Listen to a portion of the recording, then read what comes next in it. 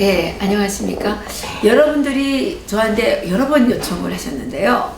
예, 김태산 선생님을 왜 안 모셔오느냐, 빨리 모셔와라, 이렇게 이제 엄청난 요구를 하셨죠. 그래서 제가 정말 삼고초려 끝에 선생님을 모셔왔는데, 오늘 이거 시청률 안 나오면 이 선생님 기분 나쁘셔가지고 다음에 안 나와요. 그러니까 오늘 구독 많이 눌러주시고 좋아요 이런 거 해가지고 옆에 또 공유를 많이 하셔가지고 이게 10만 넘어가야 됩니다. 그래야 제가 또 다음에 이 정말 중요한 분을 모실 수 있어요. 아니, 사람 불러다가 왜 또 그래요? 아, 이건 참, 이건 약속에도 없던 거 아닙니까? 왜 그래요? 아, 이거, 아니, 청취자분들한테 이거 참 죄송합니다. 제가 아무것도 안 하고 평양에서 이제, 그래서 뭐, 이러저러 여기까지 도망쳐온 사람인데, 아는 것도 없고, 낚싯줄에 뭐, 나머지 운명을 유지하고 살아가는 사람입니다. 저요. 아니, 근데 제가 소개도 하시기 전에 막 치고 들어오시면 어떡합니까?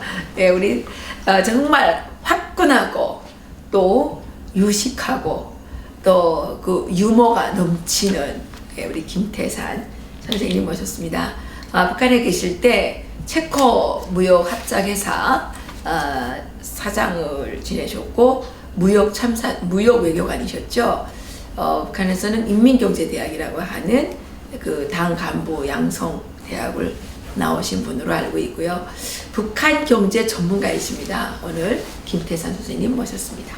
선생님 이렇게 정말 낚시에 걸렸든 뭐 홀가미에 걸렸든 나와주셔서 고맙습니다. 네, 감사합니다. 이렇게 만나니까 참 감사합니다. 네, 선생님 네. 제가 어느 한 유튜브를 보니까 네. 그 방중에 얽힌 그 미스테리한 그 특보를 내신 적이 있으시던데 그 내용 좀 우리도 좀 말씀 좀 해주시죠. 그게 어느 탈북자 단체에서 이제 그 질문을 해서 이야기한 네. 적이 있는데 뭐 특별히 다른 거 있겠습니까? 뭐 어쨌든 그 방중이 이번에 그러니까 북중 정상회담에 네. 무슨 비하인드 스토리가 있는 겁니까? 아, 물론 있죠. 그건 물론 깔려 있습니다. 예. 그걸 모르고 이제 김정은의 방중에 대해서 현실만 놓고 따지게 되면 어떤 사람들은 야, 김정은이가 똑똑해서 다 미국을 제치고 벌써 미국을 예. 커버하느라고 중국에 딱 가서 예. 뭐 딱 있겠구나 하고 하면서 예. 김정은이가 대단히 수가 높은 줄 알고 이제 그렇죠. 지금 평가를 하고 그렇죠. 있을 수 있는데 그 전의 이야기를 알고 들어가게 되면 그게 절대 아닙니다. 예, 북하고 중국하고 대한민국 이 세, 뭐 거기에 미국도 끼어 있지만 이번에 방중 문제를 이야기하자면 우선 작년도 11월 달에 이제 시진핑 주석이 이제 김정은이를 대상으로 특사를 파견했어요. 시국타워를 보냈죠. 그걸 보냈죠. 근데 김정은이 이제 배짱을 부리면서 뭐 안 만나줬잖아요. 그랬죠. 그래서 이제 그 G2 국가인 중국이 이제 시진핑이가 조금 세계적으로 망신했죠. 한마디로 말해서. 야, 저 조그만 나라에 대통령 특사 보내다 안 만나고 저건 무슨 망신이야. 딱 그래서 이제 김정은이도 뭐 북한 사람들도 위신 올리느라고 이제 선전도 많이 했고 남쪽에 이제 뭐 좌파 세력들도 야, 우리 장군님 세다. 딱 이렇게 홍했어요. 예. 근데 중국으로서는 벨라지만 참고 꾹 누르고 있었죠.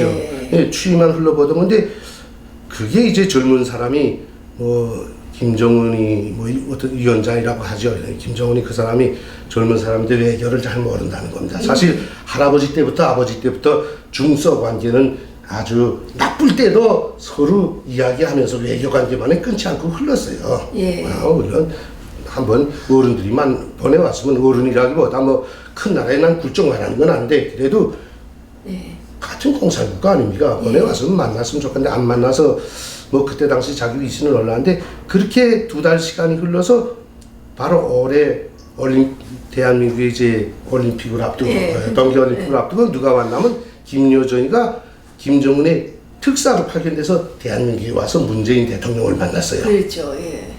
그러니까 그때 시진핑 주석이 야, 네가 우리 특사 보내니까 만나지 않더니 특사를 대한민국에 파견해? 딱 하고 2월 9일 날 김여정이 내려왔댔는데 2월 10일 날 어떤 지령이 나오냐면 북한에 있는 화교인 그다음에 북한에 나와서 합영합작 회사를 하는 그 중국인 회사들에다 명령을 떨굽니다. 예. 몽땅 재산 걷어가지고 2월 16일이 설 명절 아닙니까? 그때까지 몽땅 들어라.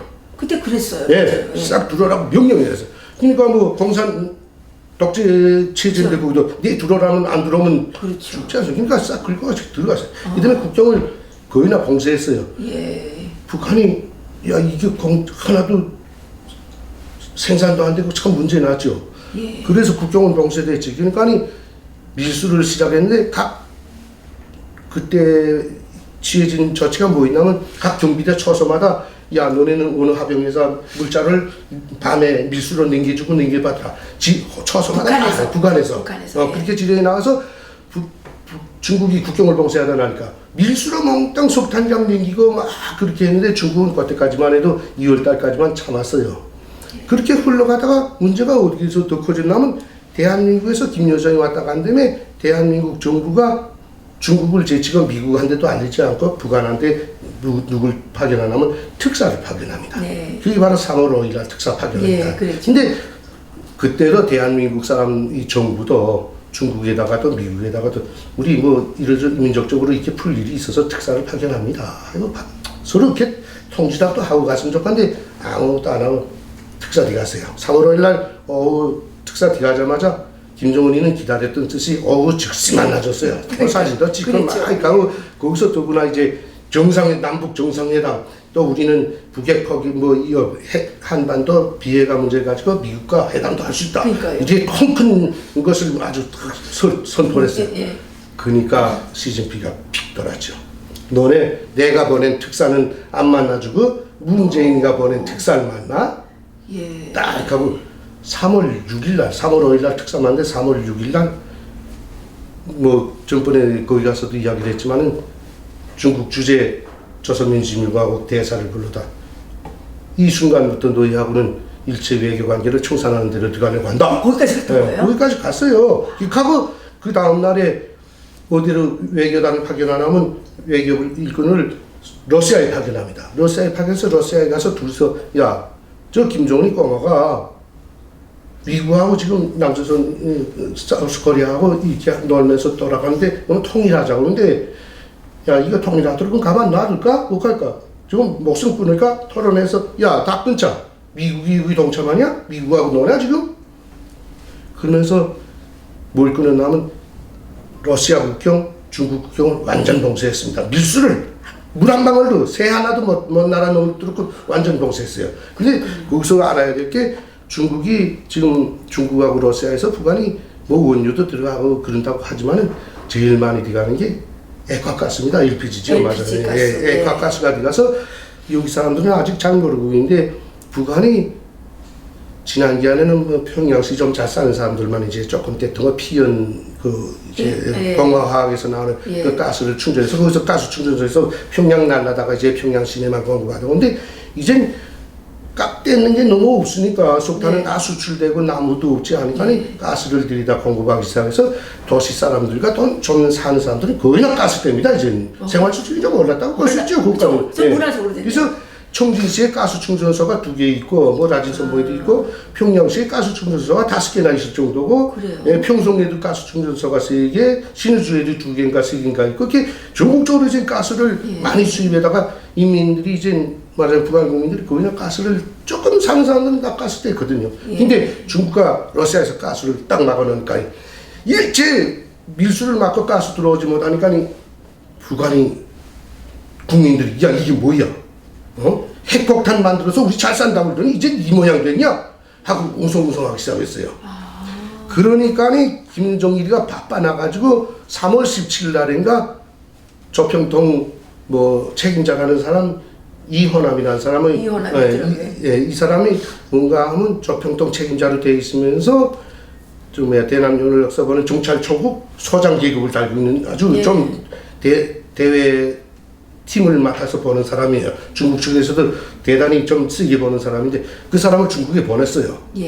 근데 그 전에 무슨 일이 있었냐면 대한민국 정부가 이게 잘못한 게 뭐 잘못했다기보다 뭐 잘했다고 해야죠. 와서 김정은이한테 이제 4월 달에 우리 정부 회담, 정부 종북구 회담, 그다음에 저쪽에 미국하고 회담, 이걸 다 가지고 바닥에 와서는 가슴이 벌렁벌렁 끓어가지고 자기네가 한반도를 운전한다는 뭐 이런 논리를 내세우면서 특사를 파견해서 중국에게 딱 보고하고 그 자기네가 한 사실을, 그다음에 일본 보고하고 러시아에 보고했어요.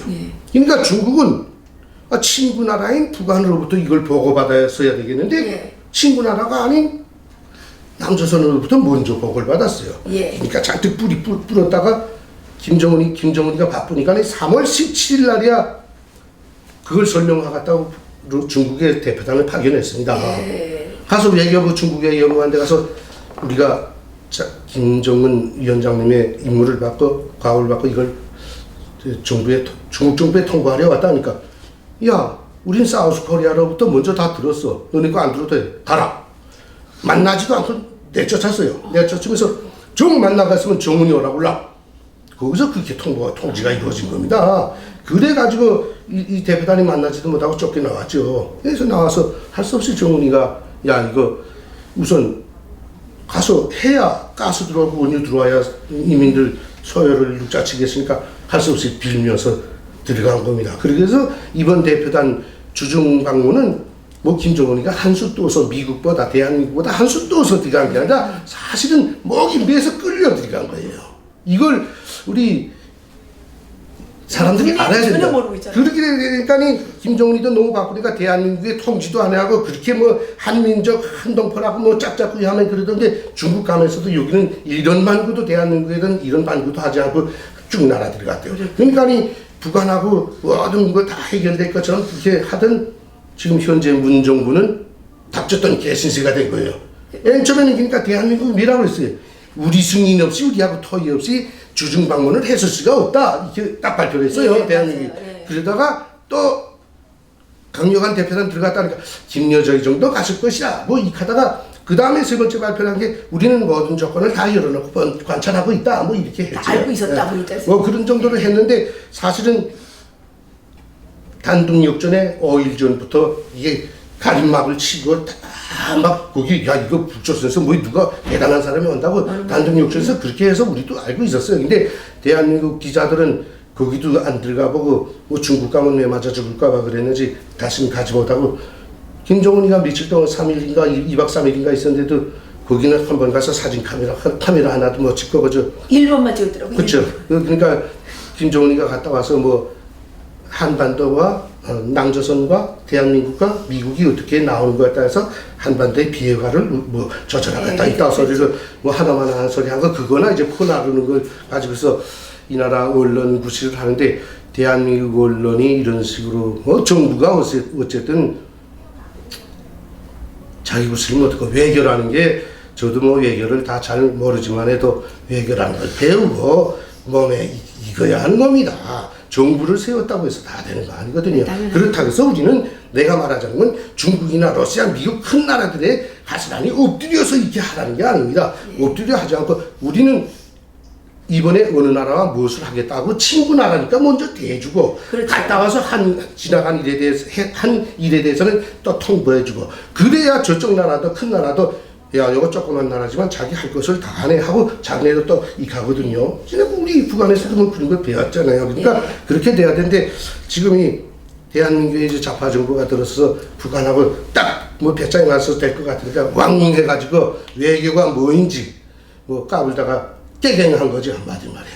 뭐 오늘 이 말을 해서 내가 뭐 칭찬을 받겠는지 모르겠는데 이게 그래서 저 김태산이라는 사람의 일개인의 견해이고 개인의 의견일 뿐입니다. 아니 근데 이게 중요한 사실이죠. 근데 국내에는 전혀 지금 알려지지 않았기 때문에 이 방중에 또 시진핑, 김정은의 이 정말 기상천외한 정상회담이 어떤 메커니즘을 통해서 만들어졌는지 국민들이 전혀 모르고 있지 않습니까? 이건 국민의 알 권리를 위해서 우리 김태산 선생님께서 당연히 해주셔야 되는 거예요. 아이고 뭐 탈북자들 뭐 다 알고 있잖아요. 뭐 다 모르죠. 저도 몰랐어요.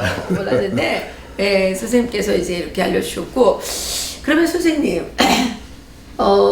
지금 이렇게 된 상황에서 일단은 조금 남북한 간의 이 중요한 기류에 좀 데미지가 갔단 말입니다. 그렇죠. 네, 그랬는데 오석보석 해줬잖아요. 그렇죠. 금방 뭐 이제 남북 정부대표단급이 어디서 판문점에서 뭘 한다 오든다 뭐 화기하더니 지금 북한에다 뭐 야 너 왜 그냥 우리한테 통보도 안 하고 갔댔어 하고 물어보기도 어렵고 가서 뭘 결혼해서 물어보기도 어렵고 지금 어석버석한 사이관계가 된 거예요. 그런데다 또 미국에다가 달려가가지고 한 거는 그렇죠. 또 뭐가 되는 겁니까? 그러니까 지금 그거야말로 진짜 중매 삶아서가지고 네. 지금 뺨 속대가 그렇죠. 기다리고 있는 거 아닙니까? 그러니까 대한민국 언론들이 요즘에 뉴스 나오는 거 보면 지금 김정은이가 어디로 튈지 모르지 않아요. 러시아로 또 가겠는지 미국하고는 앞으로 가고 남북 정상회담은 어느 정도로 이렇게 움직여 가겠는지 비핵화 문제는 이렇게 들고 나가지 이걸 알아야 되는데 그걸 모르니까 지금 깜방에 처연 뭐 정리야 박근혜 때문에 세월호가 가라앉아 사람만 많이 죽었다고 지금 그것만 또 들어대고 있잖아요. 뭐, 그러니까. 그러니까 뭐 아니 30년 형을 이미 다 받았는데 아니 그 세월호 왜 갑자기 튀어나와요? 지금 뭐 요즘 오늘도 보니까 연합뉴스야 뭐 요즘 몽땅 그것만 다루는데 할 소리 없으니까 지금 뭐 속담에 있지 않습니까? 부끄러울 땐 좀 중얼거리면 낫다고. 지금 극격이죠. 한마디로 말해서 대한민국 정부나 대한민국 언론 자체가 지금 그러고 돌아가는 겁니다. 국민들은 이걸 알고 자 이거 이 정부가 왜 이래? 이 언론이 지금 우리를 어디로 끌고 가고 우리 기관을 지금 어떻게 막고 돌아가는 거야? 이걸 바로 봐야 되는데 대한민국 국민들은 식당, 상점 아무 데 가서 텔레비전 다 켜놨는데 보고 그걸 느낄 줄 모르는 사람들 이게 좀 답답한 데가 있잖아요. 안타까울 때가 많습니다. 그래서 저는 항상 아무 생각 안 하고 가서 낚시터에서 낚시를 던져놓고 정내 생각만 하면서 삽니다. 그런데 그 사람들이 몰라서 그러니까요. 우리 김태산 선생님께서 우리 이해란 TV에 매주 한 번씩은 꼭 나오셔가지고 국민들에게 그 사실을 알려드리는 게 그건 하나님으로부터 받은 사명입니다. 이 나라 정부가 막는 언론을 내가 뭐라고 우리 터쳐놓겠어요. 여기는 민주주의 자유민주주의 국가이기 때문에 국민이 대통령보다 지금 자유가 어디 있어요? 참 여기 자유민주주의 아닙니다. 지금 말은 자유민주주의로 표명은 그렇게 돼 있는데 자유민주주의 아닌데 언론들이 몽땅 지금 자유롭게 언론 터뜨리지 마. 기자들이 마음대로 글을 못 쓰고 아나운서들이 자기 마음대로 말을 못 하잖아요. 그 말하면 뚝뚝 잘라버리고 언론사 사장들 자기 마음대로 뭐 안 쓰지 못하지 않아요. 그게 자유가 있는 거 아닙니까? 이란 선생님, 박사님 그 자체가 벌써 그걸 모르는 거예요. 이 나라 자유 있는 나라 아닙니다. 솔직히 말해서. 나오셔서 저를 잘 교육을 해주시고. 너 그렇게 말하면 어떡해요? 그래도 우리는 여기 자유가 있습니다. 무슨 얘기를 해도 상관없습니다. 여기는 자유가 있으니까 우리가 이 지금 누리는 이 조그만한 이 우리 바운더리 안에 이 자유라도 지키려면 마지막까지 그 자유의 끈을 놓치면 안 되겠죠. 지금 뭐 여기가 보니까 선생님 저는 지금 이 문재인 정권이 하는 거 보면 비서국 정치이라고 당중앙위는 비서국이 자꾸 생각나는데 물론 뭐 그거 어떻습니까? 저 같은 탈북자가 대한민국 정부를 뭐 향해서 쓴소리도 할 필요 없고 평가도 할 필요 없겠지만 그러나 이 대한민국 국민들이 알아야 할 게 하나가 딱 있습니다. 여러분들이 우리 탈북자들 앞에 하는 소리가 있습니다. 우리가 피로서 찾은 이 자유민주주의, 독재를 뒤엎고 우리 피와 땀으로 찾은 자유민주주의라고 우리 탈북자들한테 자주 그렇죠. 이게 자랑하잖아요. 그렇죠. 근데 여러분들은 지금 자기 선조들이 지켜놓은 할아버지 할머니들이 그 피와 땀으로 일으켜놓은 만들어놓은 이 자유민주주의를 지금 어디로 끌고 가는 겁니까? 그 후대들은 지금 그러니까요. 지금 이 나라에 무슨 이자도 말했지만 자유민주주의 점점 사라져가고 있지 않습니까? 그렇죠. 난 오히려 북한식 중앙집권제적 자유민주주의, 중앙에서 하라는 대로만 하는 자유민주주의, 북한식 자유로 가지 않나 하는 생각이 난 얼핏 들거든요. 그러니까요. 뭐 그렇다고 해서 난 문재인 정부를 북한식 집권적 자유민주주의를 한다고 욕은 하지 않겠습니다. 예, 이렇게 저도 그 비서들이 청와대 비서들이 막 뭐 들고 나와가지고 쭉 읽고 그다음에 막 뭐 그냥 뭐 네. 가부도 묻지 않고 막 그냥 밀어붙이고 막 하는 거 보니까 그 북한에서 당중앙위원회 비서국 지시문하고 내려보내는 생각이 자꾸 나가지고. 네, 우리는 북쪽에서 그런 걸 너무나 봤으니까 뭐 여기서 지금 정부가 하는 게 익숙합니다. 그렇죠. 권력을 쥐면 다 저렇게 강권으로 하나. 그러니까 말이에요. 옛날에 뭐 박근혜 정부가 또 이명박 정부가 좀 저렇게 해서 우파 정권을 좀 튼튼히 다질 노릇이지 국민들이 정권을 줬는데도 그 준 정권도 권력도 제대로 휘둘르지 못하다가 두 명 다 지금 감방에 들어가 있는데 뭐 자업자득이니까 뭐 할 소리는 없습니다만 해도 내가 두 손을 들어 그들을 지지했던 게 조금 한스럽네요. 솔직히 말해서 그들에게 우리가 우파 애국적 국민들이 정권을 줬지 않습니까? 그럼 그 권력을 휘둘러서 뭐 올바른 후대들에게 또 자기 우파 애국 정권을 줬어야 옳지 않습니까? 근데 왜 구식 못하다가서라니 자기 몸도 자기 가정도 지키지 못하고 지금 뭐 하는 꼴입니까? 그러니까 말입니다. 참 안타깝습니다.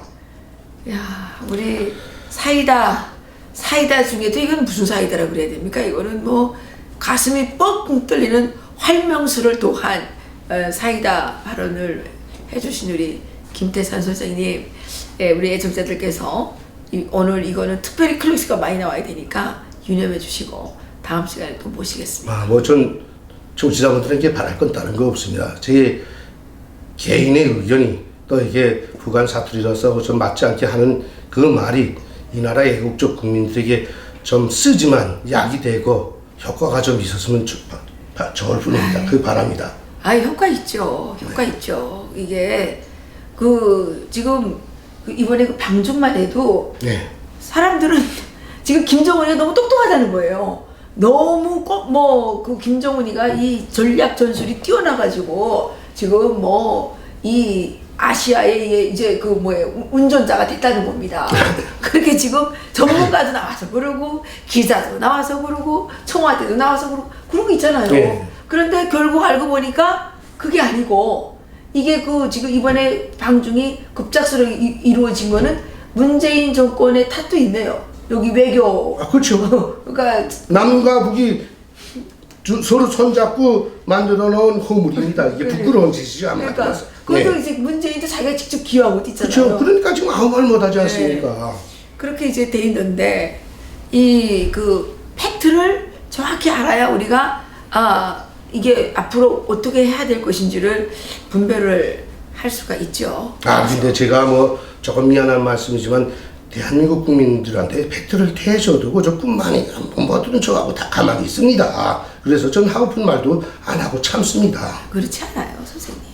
선생님께서 말씀해 주시면 열광하시는 이해란 박사님 혼자 생각하지. 전 어쨌든 제 말을 듣고 있는 이 나라의 국민들은 저 탈북자 놈이 뭘 안다고 와서 우리를 지금 욕하냐 하고 욕을 해도 좋습니다. 그러나 제가 보건대는 이 대한민국 국민 여러분들은 지금 뭔가에 속고 있는데도 그 속고 있다는 걸 인정하려고 하지 않고 계속 속고 있는 그 길로 가니까 안타까워 제가 하는 소리입니다. 그렇죠. 저 같은 사람 하나 욕한다고 해서 제가 무서운 건 없는데 하고픈 소리를 다 못하고 산다는 게 저도 참 안타깝습니다, 사실. 죄송해요. 오늘 이상입니다. 감사합니다. 오늘 우리 김태산 선생님을 모시고 북한의 그 속속들이 이 경제, 환경, 그리고 방중, 그리고 시진핑과 김정은의 그 어떤 급작스러운 정상회담의 그 실체에 대해서 우리가 알아보았습니다. 그래서 앞으로 그 남북 관계는 어떻게 풀어가야 될 것이며 또 우리 대한민국이 혼자 사는 것이 아니라 세계 속에서 살아가고 있기 때문에 대한민국은 과연 어떤 선택을 해야 될 것인지에 대해서 우리 국민들께서 깊이 고민하시기를 바라겠습니다. 제가 마지막으로 한마디만 국민들께 이야기 드릴게요. 제가 페이스북에 이제 글도 좀 쓰는데 페이스북에 제 친구 되는 분이 여기 미래 한국이라는 그 신문 있잖아요. 네네네. 거기에 이제 간부로 계시는 분이 글을 하나 좋은 걸 써서 참 가슴이 와닿는데 저도 그분과 이제 마음이 같길래 그분이 쓴 글을 이제 한번 이야기를 한다면 저도 그분과 마음이 같아서 이제 같은 심정으로 이야기를 합니다. 저는 평화주의자입니다. 철저하게. 전쟁을 반대합니다. 이 땅에 전쟁 나게 되면 남과 북 얼마나 사람이 죽어야 할지 모르고 우리가 이루어놓은 재산 다 파괴될 건 사실입니다. 그래서 우리는 전쟁을 철저히 막아야 합니다.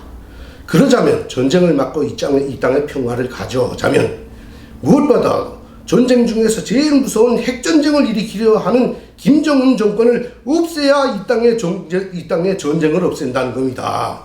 이 땅의 전쟁을 막는 길은 평화를 찾아오는 최고의 길은 핵전쟁을 일으키고 대량 살상 무기를 가지고 대한민국과 전 세계를 위협하는 북한의 김정은 정권을 없애는 길이 평화를 가져오는 길이라는 것입니다. 평화주의자들은 이것을 명심하길 바랍니다. 이사했다. 예, 명언입니다. 예, 평화를 원하거든 전쟁을 준비하라 이런 명언이 있던데요. 예, 우리 김태산 선생님께서 오늘 우리들의 삶에 또 아주 중요한 교훈이 되는 말씀들을 나눠주셨습니다. 감사합니다. 감사합니다. 다음 시간에 뵙겠습니다.